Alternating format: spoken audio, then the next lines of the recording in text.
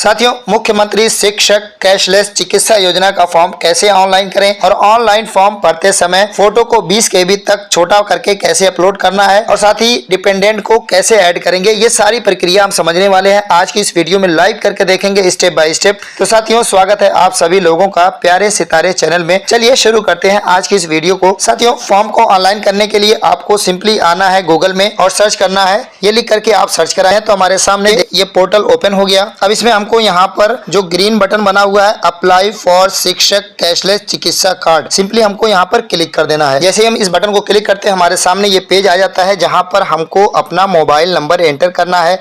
तो साथियों ध्यान रहे, हमको अपने आधार से जो लिंक मोबाइल नंबर है उसे ही यहाँ पर एंटर करना है। तो यहाँ पर हम अपने उस मोबाइल नंबर को एंटर कर देते हैं। मोबाइल नंबर एंटर करने के बाद नीचे जो कैप्चा दिया हुआ है उसको इस बॉक्स में फिल कर देंगे। उसके बाद जनरेट OTP बटन पर क्लिक कर देंगे। इससे हमारे संबंधित मोबाइल नंबर पर एक OTP आती है। OTP को फिल कर देंगे। फिल करने के बाद सबमिट बटन को क्लिक कर देंगे। जैसे ही हम सबमिट बटन को क्लिक करते हैं हमारे सामने ऑनलाइन फॉर्म का ये इंटरफेस आ जाता है। यहाँ जो पहला ऑप्शन दिया हुआ है इसमें से हमें अपने संबंधित शिक्षा विभाग को चुन लेना है। इसको क्लिक करेंगे, यहाँ से सेलेक्ट कर लेंगे। इसके बाद जो दूसरा ऑप्शन है ये है आच्छादित कार्मिक की श्रेणी। जब इस टैब को क्लिक करते हैं तो एक ड्रॉप डाउन लिस्ट खुलती है। यहाँ से हम अपने से संबंधित श्रेणी को चयन कर लेते हैं। अब आते हैं यहाँ पर स्कूल डिस्ट्रिक्ट का चयन करते हैं। यहाँ जो टैब बटन है इसको क्लिक करके हम अपने डिस्ट्रिक्ट को चुन लेते हैं। अपने डिस्ट्रिक्ट को चुनने के बाद यहाँ से अपने शिक्षा क्षेत्र यानी कि ब्लॉक या टाउन को चुन लेना है। इसके बाद नीचे यहाँ पर प्रेजेंट पोस्ट, आप किस पद पर कार्यरत हैं उस पद का यहाँ से चयन कर लेना है। इसके बाद यहाँ से स्कूल नेम का हमको चयन करना है। इस बटन को क्लिक करेंगे, ब्लॉक के सभी स्कूल आ जाते हैं। इसमें से हम अपने स्कूल का चयन कर लेते हैं। जैसे ही हम अपने स्कूल का चयन करते हैं यूडाइस कोड वाला जो बॉक्स है स्वतः फिल हो जाता है, तो उसका हम मिलान कर लेंगे। तो इसके बाद देखिए नीचे यहाँ पर एप्लीकेंट का नेम फिल करना है। तो साथियों ध्यान दीजिए, यहाँ जितनी भी एंट्री अब करनी है सबको हमको अपने आधार के अकॉर्डिंग ही करनी है। यहाँ जो एप्लीकेंट नेम वाला बॉक्स है इसमें हमको सेम वैसे ही स्पेलिंग फिल करनी है जैसे कि हमारे आधार पर दी हुई है। दूसरे बॉक्स में हमको गार्जियन का नेम यानी कि फादर, हस्बैंड या मदर का नेम एंटर करना है। इसके बाद हमें अपनी डेट ऑफ बर्थ को यहाँ पर फिल कर देना है। फिर उसके बाद वाले फील्ड में हमको रिटायरमेंट डेट को एंटर करना है। रिटायरमेंट डेट एंटर करने के बाद यहाँ से जेंडर का सिलेक्शन कर लेंगे। देखिए यहाँ पर मोबाइल नंबर स्वतः दिया हुआ है जो हमने एंटर किया था शुरू में, वो यहाँ पर बाय डिफॉल्ट दे देता है। अब देखिए यहाँ पर हमको अपना ईमेल आईडी एंटर करना है। अब नीचे यहाँ आकर के आधार की डिटेल एंटर करनी है जिसमें हमको अपना आधार नंबर पहले एंटर करना है। जो पहला फील्ड है इसमें अपने आधार नंबर को सही सही अंकित करना है। इसके बाद यहाँ से हम उस डिस्ट्रिक्ट को चुन लेंगे जो कि हमारे आधार पर दर्ज है। अब इसके नीचे जो एड्रेस एज पर आधार वाला बॉक्स है इसके अंदर हमें वही एड्रेस एंटर करना है जो कि हमारे आधार पर दर्ज है। अब यहाँ नीचे जो फोटो का ऑप्शन है यहाँ से चूज फाइल के द्वारा हम अपने फोटो को चुन करके अपलोड कर सकते हैं। लेकिन साथियों पहले ये ध्यान देना है यहाँ पर कि हमें 20 KB तक के ही फोटो को अपलोड करना है। तो साथियों जनरली होता क्या है कि जब हम कोई फोटो व्हाट्सएप से मंगाते हैं या खुद अपने मोबाइल के कैमरे से खींचते हैं तो या तो वो कई सौ KB का होता है या फिर 1, 2 या 3, 4, 5 MB का भी हो सकता है। तो ऐसे में क्या करना है कि हमें अपने उस फोटो को 20 KB तक का छोटा कर लेना है। तो ऐसा करने के लिए क्या करेंगे, गूगल में जाकर के नया टैब ओपन कर लीजिए, नया पेज ओपन कर लीजिए और वहां पर जाकर के सर्च कराइए इमेज रिसाइजर और इसको सर्च कराते हैं तो ये हमारे सामने बहुत सारे ऑप्शंस आते हैं। इसमें से हम इमेज रिसाइजर को क्लिक कर देते हैं। जब हम इसको क्लिक करते हैं तो हमारे सामने कुछ इस प्रकार का इंटरफेस आता है। यहाँ पर देखिए हमें सेलेक्ट इमेजेस ऑप्शन को क्लिक करना है। यहाँ जो बगल में एरो बना है इसे नहीं क्लिक करना है बल्कि सेलेक्ट इमेजेस को क्लिक करना है। जब हम इसको क्लिक करते हैं तो हमसे कुछ परमिशंस मांगी जाती है, इसको क्लिक कर देते हैं। इसके बाद हमारे सामने ये दो ऑप्शन आता है, एक तो कैमरे का होता है, एक फोटोज का।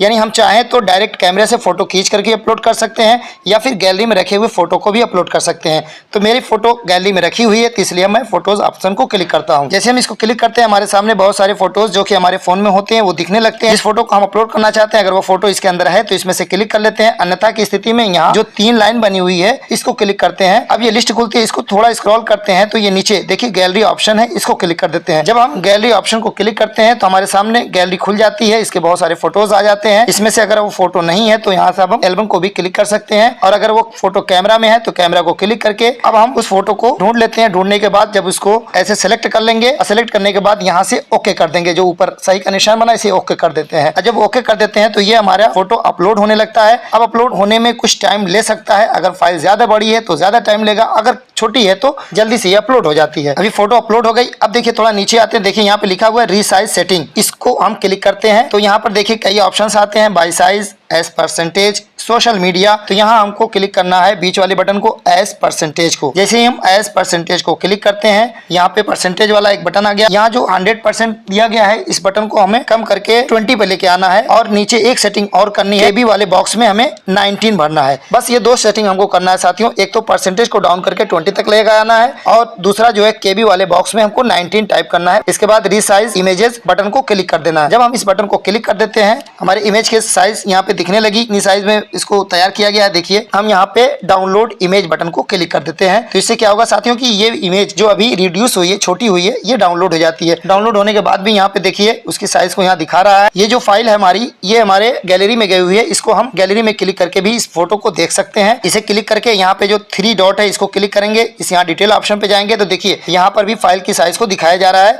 अब देखिए ये हमारी फाइल 20 KB के अंदर है। अब हम इसे ऑनलाइन अपलोड कर सकते हैं। फिर से हम वापस अपने फॉर्म पर आते हैं और यहाँ पर चूज फाइल बटन को क्लिक करते हैं। अब यहाँ पर हमारे सामने गैलरी खुल जाती है। जो हमने फोटो अभी 20 KB तक का बनाया है, अब उसको हम यहाँ से चुन लेते हैं। चुन लेने के बाद नीचे जो डिक्लेरेशन है, ये सब चेक बॉक्स को क्लिक कर देते हैं और क्लिक करने के बाद सबसे नीचे आते हैं तो यहाँ पर हमको कैप्चा भरना होगा और कैप्चा भरने के बाद सेव एंड नेक्स्ट बटन को क्लिक कर देते हैं। जैसे ही हम सेव एंड नेक्स्ट बटन को क्लिक करते हैं, हमारे सामने ये मैसेज आता है। इसको पढ़ लेते हैं। देखिए, अगर एक बार जो हमने यहाँ पर आधार नंबर दे दिया है, उसको हम दोबारा बदल नहीं पाएंगे, इसलिए अगर कोई त्रुटि होने की आशंका है तो कैंसिल करके उसको जाकर देख लीजिए। अगर सब कुछ ठीक ठाक और सही सही लग रहा है तो यहाँ से ओके बटन को क्लिक कर देते हैं। जैसे हम ओके बटन को क्लिक करते हैं, हमारे द्वारा भरे गए फॉर्म की डिटेल यहाँ पर आ जाती है। इसको अच्छे से देख लेते हैं, पढ़ लेते हैं। डिक्लेरेशन वाला चेकबॉक्स है, इसको क्लिक कर देते हैं। अब यहाँ सबसे नीचे दिया हुआ है do you want to add dependent, click करेंगे तो येस या नो का ऑप्शन आता है। अगर हमें ऐड करने हैं तो यहाँ पर येस कर देते हैं और येस करने के बाद सेव एंड नेक्स्ट बटन को क्लिक कर देते हैं। जैसे ही हम सेव एंड नेक्स्ट बटन को क्लिक करते हैं तो देखिए हमारे सामने डिपेंडेंट की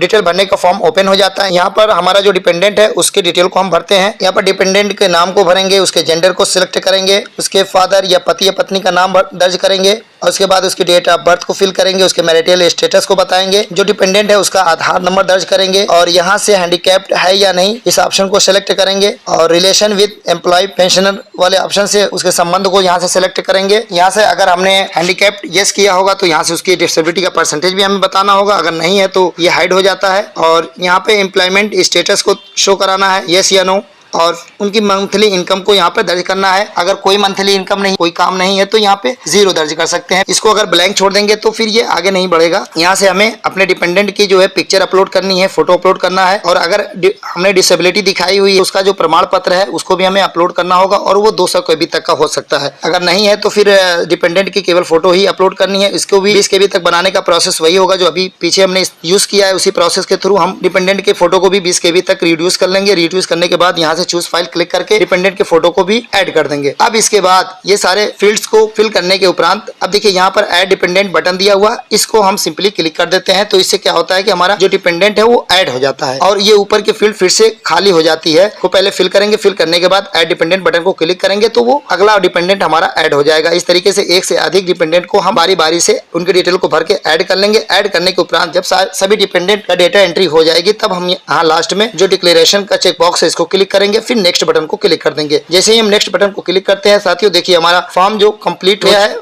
उसका डिटेल यहाँ पे आ जाता है। अभी हमारा पूरा कंप्लीट फॉर्म हमारे सामने ओपन हो गया है। तो अब इस डिटेल को यहाँ पर देख लीजिए। जब हम सबमिट बटन क्लिक कर देते हैं तो ये हमारा फॉर्म हमारे बीओ महोदय के वहाँ फॉरवर्ड हो जाता है। वहाँ से वो उसको देखेंगे और जब वो उसको वेरीफाई करके फॉरवर्ड करेंगे तो फिर वो बीएसएस महोदय के पास जाएगा और बीएसएस महोदय उस संबंधित फॉर्म की जांच करने के उपरांत वेरीफाई करेंगे और वेरीफाई करने के बाद हमारी वो एक फैमिली आईडी जनरेट करेंगे। वो फैमिली आईडी हमको हमारे मोबाइल नंबर पर मिल जाती है। तो उसको जब क्लिक करेंगे तो हमको ई-केवाईसी करना होगा।